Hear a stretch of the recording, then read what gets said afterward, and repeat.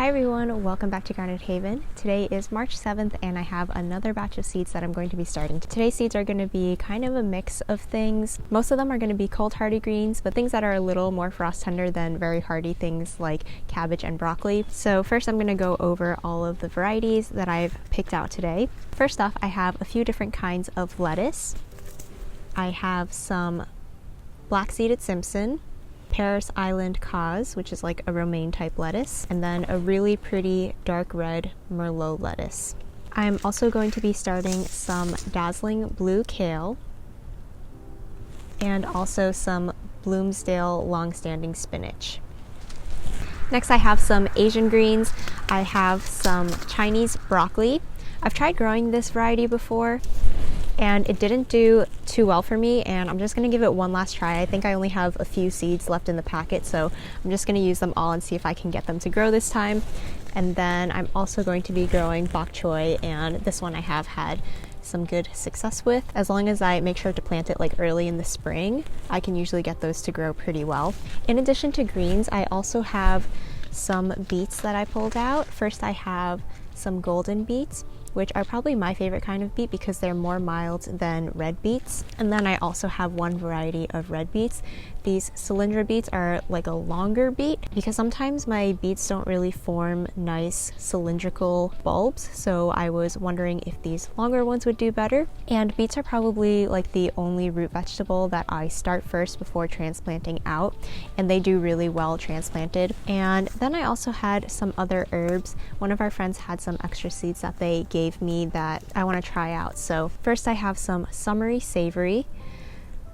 I've never had summer savory before. The packet says it kind of tastes like thyme, and when I looked it up, one place said that they're really good for flavoring beans, which I think is great because we do eat a lot of beans, and beans can always use some nice extra things to flavor them up. And summer savory is an annual, it's not a perennial herb, but it is supposed to grow pretty quickly, which is really nice because if it tastes kind of like thyme, that would be great, because I have grown thyme from seed, but it does take a very long time to grow. So if I could grow something that's kind of like that but grows really quickly every year, that would be really nice. And I think it's also supposed to have really pretty lavender flowers. Next I have some sweet marjoram, which on the packet says it's kind of like oregano, and this is another one where I haven't really had a lot of experience with. I think I've had it dried, and sometimes it's included in like Italian blend mixes. So if I can grow this and it does well, then I'm also going to dry it and mix it with some of our other homegrown herbs to make an Italian herb blend. So that's everything that I pulled out to start today.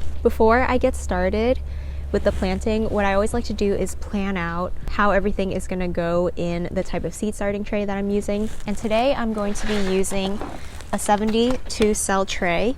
So they're not individual pots, and I like to use these trays when I know I'm growing a good number of each type of thing. So for things like peppers and tomatoes, a lot of times I just want to grow as few as like one or two of each thing.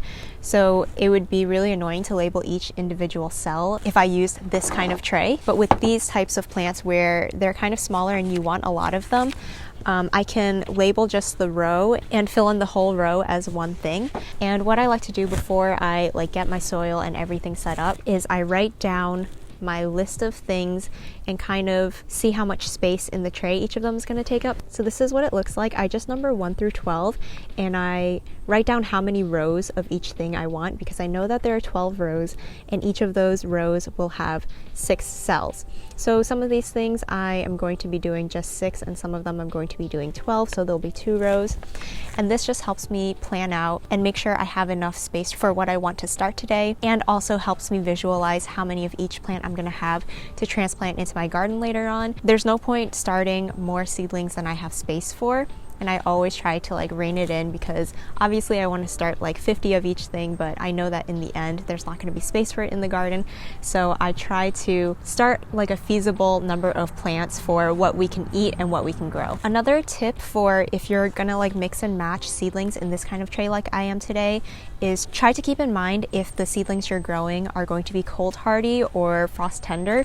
I try and group those kinds of plants together, because if I have half of my seedlings that can take the cold and I want to harden them off and it gets kind of cold outside, but then the other half of the tray I have frost tender things that can't take it, then that half of the tray is going to die. But if I have the entire tray have frost hardy things, I can harden them off all at the same time in similar conditions. So that's something I try and keep in mind as well. Of course, if you have a big garden, you can just do like full trays and then it makes it a little easier. But for those of us with kind of smaller gardens, or if you like to grow lots of different types of vegetables where you don't need an entire tray of each thing, I try to plan that out accordingly. So I'm gonna fill in my tray right now. I think today I'm going to be using potting mix. I don't think that any of these seeds are fussy enough where they need specifically seed starting mix, and then we'll get to the planting. All right, so I have moved into the greenhouse because it is so windy and cold outside and things were flying everywhere. It was a disaster.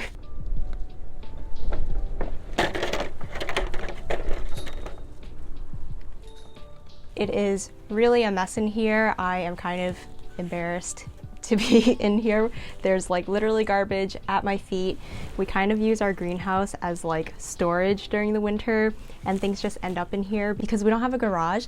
So anytime we see rain on the forecast, we always have things out like on our table that we're working on, and then we end up just like dumping it in this greenhouse because it is the closest thing that is rainproof. So this greenhouse just becomes an absolute mess during the winter. I definitely have to clean it out soon because eventually my seedlings are going to be moved out here, at least for like some of the hardening off process. Aaron has built these really nice tables in here because there used to be some beds in here, but they weren't really practical because they would dry out really quickly in the summer, and they were also infested with ants.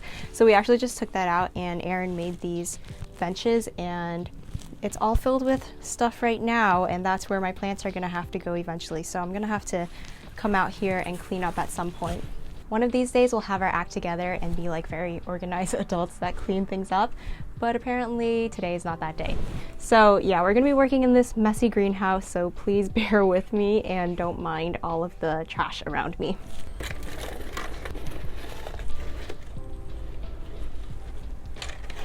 It's not actually that cold. I think it's like 55 degrees today, but we have had such warm weather around here lately.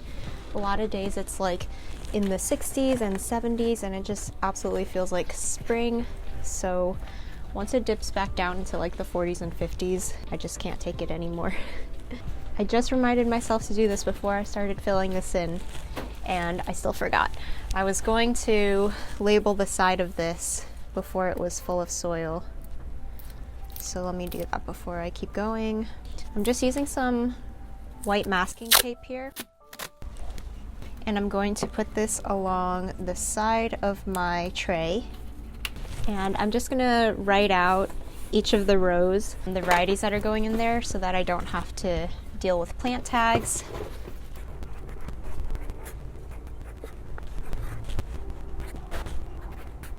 All right, now I can finish filling this in. I have pre-moistened my potting mix. So even though I'm in the greenhouse today, these seedlings will not be growing out here. I am going to move them inside. Our greenhouse is unheated, and we are still getting freezing temperatures at night. So just to speed up the process of these plants germinating and growing, they're going to go inside, and these things will grow pretty quickly. I'm expecting that they'll be ready to start hardening off in 3 to 4 weeks. By then we should be almost at our last frost date, and all of these greens and the beets should be hardy if there's like a light frost, if I put them out before the last frost date. The only things I'm not sure about are the herbs that I'm planting, the summer savory and the marjoram. I'm just gonna make the assumption that it's not frost hardy, so I'm not gonna put that one out until after our last frost date. So I like to gently pack in the soil just to make sure that there are no air gaps, but I also don't wanna condense it too much. This tray is ready for all my greens, and for my herbs, I think I'll just do a single 4-cell tray. I didn't plan to plant these today, so I didn't wash out this tray. So I'm gonna be kind of like a bad gardener and use a dirty tray, and we're just gonna hope for the best. And I'm just gonna do 2 of each of them.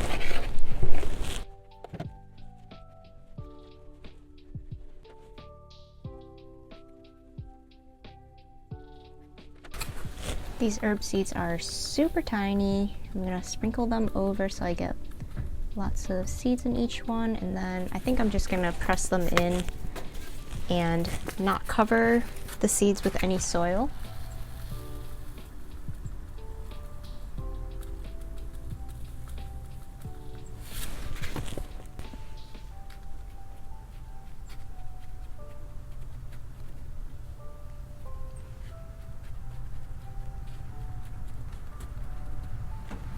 Just like that.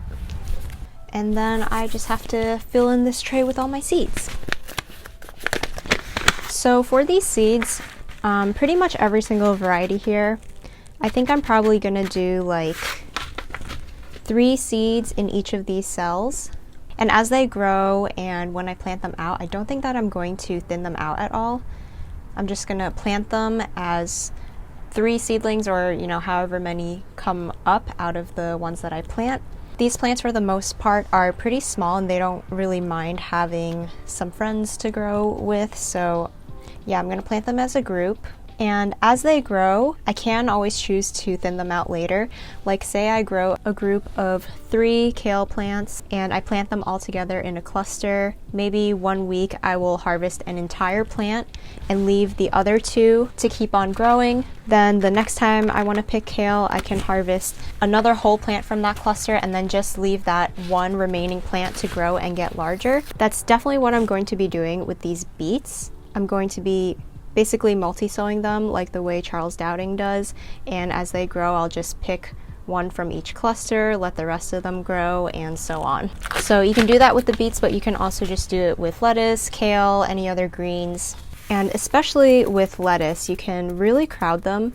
If you want to, you can even do as many as like 10 seeds in each of these cells, because if you were planting like a lettuce mix, that's basically what you would be doing. You would just really heavily sowing your lettuce seeds, and you can pick them as baby greens. So you can sow as many seeds as you want, and the more seeds you sow, the smaller your plants might be because they're not gonna have as much space around them to grow, but you'll get some really nice baby greens. So it's kind of up to you and like what you want to do.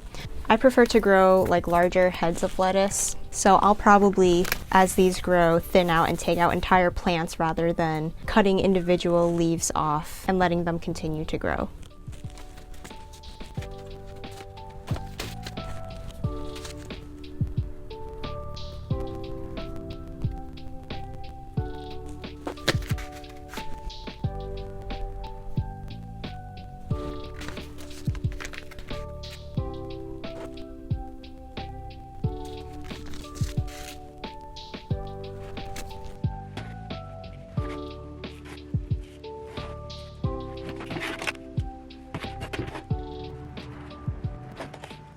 Alright, so all planted, this tray of seedlings is going to come inside with me. And as far as seedling updates go, I don't think I have anything new to show you. The peppers that I planted last time have not germinated yet. Those do take a while, and I think it's been just under a week, so those can take up to like 10 days to germinate. My onion and cabbage seedlings are looking the same, and they're hardening off outside. And still have not been moved out yet. They're still living inside during the night and just coming out during the day to harden off. So I think that's everything I have to show you today. Another batch of seedlings done and sown, and we're gonna have a few more busy weeks of seed starting coming up. So thank you guys for watching this video. I hope you enjoyed it, and I will see you again in the next one.